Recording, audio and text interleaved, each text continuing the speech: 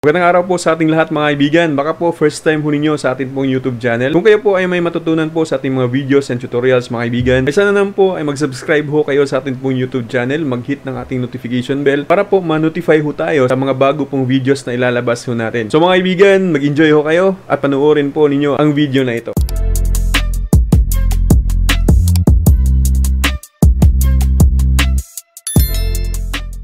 Mga kaibigan, magandang araw po sa inyong lahat. Muli pong nagbabalik ang inyong lingkod, Hailey Comworks. Mga kaibigan, sa araw po na ito ay ipapakita ko po sa inyo paano po mag-designate ng bandwidth doon po sa atin pong mga client, mga kaibigan, na kung saan ay naka-PPPoE server ho tayo, nagamit po ang Microtech Hoplite. Actually mga kaibigan, naturo na ho natin yan sa atin pong isa sa ating mga videos sa YouTube. Ang video ho na ito na kung saan ay pinakita ko po sa inyo paano po natin gawing business mga kaibigan, yun pong atin pong internet or kung paano po na magiging isa ho tayong internet provider doon po sa lugar ho natin. Pagkatapos niyan, ang video naman po na ito, pinakita ko din po sa inyo kung paano po mag-config ng PPPoE server doon po sa Microtech Hoplite ho natin. So yung mga link ho, mga kaibigan, nung akin pong binabanggit ay nasa baba ho ng ating video, nasa description po mga kaibigan, i-click nyo lamang po. At huwag po ninyo siyempre kaligtaan na mag-subscribe sa ating YouTube channel, mag-like ng ating videos, at mag-hit ng ating notification bell. Ganun din po mga kaibigan, na sana naman po ay bisitahin po ninyo yung Shopee store ko po, at mag-follow lamang po kayo, mag-like ng ating mga paninda po doon kahit hindi na po kayo bibili. Ang importante ay naka-follow ho kayo. So ngayon mga kaibigan, ipapakita ko po sa inyo yun pong simpleng pamamaraan dun po sa na-explain ko po sa video ko po mga kaibigan. So ipapakita ko po sa inyo ngayon. Tara! Ito po ang ating pong Microtech kung saan ito po yung ating PPPoE server na na-config na ho natin yan.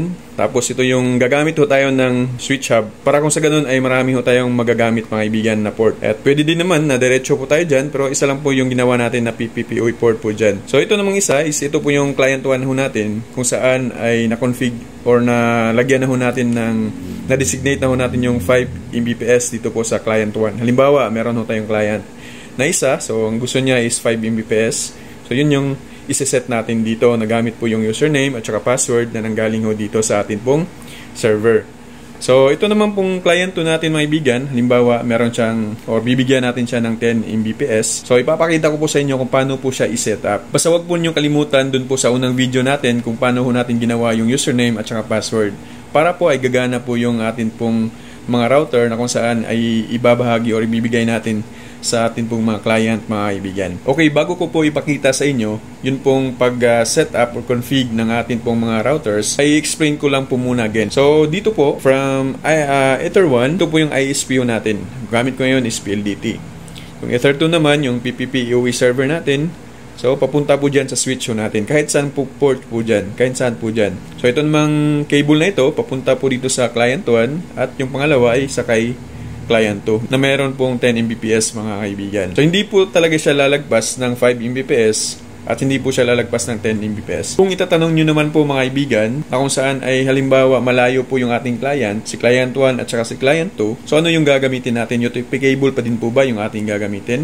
Hindi na po mga kaibigan. Meron po tayong video po niyan. Ang link po ay nasa ibaba ho ng video natin, nasa description pa din. Yun pong gagamitan na ho natin ng FOC or fiber optic cable. So yun po yung ating gagamitin. Gagamit na po tayo ng MediaCon to MediaCon. So ganyan po mga kaibigan. So panoorin nyo lamang po para po maintindihan ninyo yun pong aking sinasabi na kung saan yun pong gagamitin natin kung nasa 500 meters away, 200 or di kaya ay nasa 1 kilometer. Kahit 5 kilometers, 10 kilometers ay kaya po yan mga kaibigan. Mamanage po ng atin pong server, yung bandwidth po ng atin pong mga client.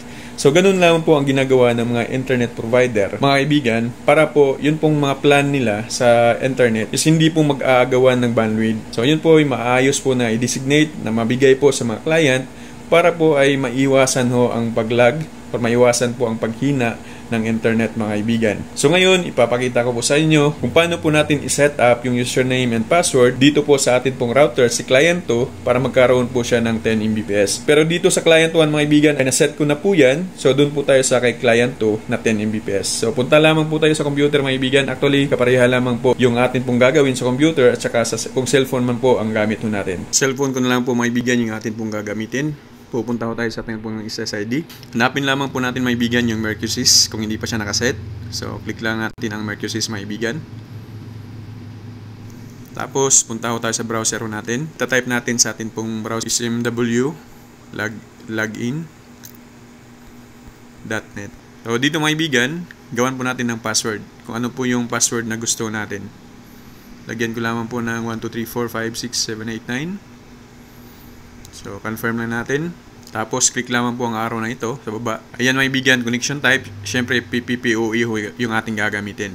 So dito po natin ilalagay yung username mga kaibigan. Yung username natin is client2 na kung saan ay nilagay natin dun is 10M. Tapos yun pong password is 1, 2, 3, 4. So kung kayo po ay naguguluhan, balikan nyo lamang po yung video natin una mga kaibigan. Again, ang link nasa baba po nating video. So click lamang po natin itong arrow na ito. So yung Mercusys natin na router, lagyan natin ng pangalan, kahit ano po ang ilalagay ho natin kasi atin po yan. Halimbawa yung customer pangalan niya is Juan. So lagay ko lang dyan Juan Wi-Fi, Juan personal Wi-Fi. O di kaya may bigyan, nilagay ko na lang po kasi yung una pala nilagay ko is client 1. Tapos check ko natin client 1 5 Mbps. So yung ilalagay natin dito pala is client 2, client 2 tapos 10 Mbps. Okay, so lagyan natin ng password para hindi po mapasok ng iba. Kung ito po igagalawin ng customer ho ninyo, i-reset ho nila, mawawalan po sila ng internet. Tayo lang po makakaset niyan mga kaibigan since tayo lang po nakakaalam ng username at saka password. Click finish. So hintayin lang natin mga kaibigan na mag-connect po yan. So ngayon nag-network disconnected po tayo kasi naiba na po yung pangalan. So balik tayo dun sa pangalan na ginawa natin. Client 2 Mbps, 10 Mbps. So yung password natin is 1, 2, 3, 4, 5, 6, 7, 8, and 9. So depende po yan sa inyo mga kaibigan na yung password na hindi po malalaman ng iba. Ayan, connected na po tayo. Balik po tayo sa Mercusys. Ayan mga kaibigan, so successful siya. Dito po sa network, check natin mga kaibigan. Dapat dito po sa IP address at saka DNS server, makikita po dyan mga kaibigan yung pong IP address at saka DNS server. Pag 0 po yan, ibig sabihin hindi po successful po yung atin pong pag-designate ng bandwidth sa atin pong client. So meron na siyang check sa network, ibig sabihin okay na po yan. Meron na po tayong internet. Hindi ko na po pinakita mga kaibigan yung pong ating speed test since meron na po tayong ginawa po niyan sa last video natin. I-click lamang po ninyo ang link sa ating pong video mga kaibigan dito po sa baba ng ating video. At saka po, again, huwag po niyo kaligtaan na mag-subscribe sa ating YouTube channel, mag-like ng ating mga videos. At saka importante mga kaibigan na huwag po kaligtaan na mag-hit ho tayo ng ating pong notification bell para po ay ma-notify ho tayo sa susunod pa po na ating pong mga video tutorial. Mga kaibigan, magandang araw po sa inyong lahat and God bless us all.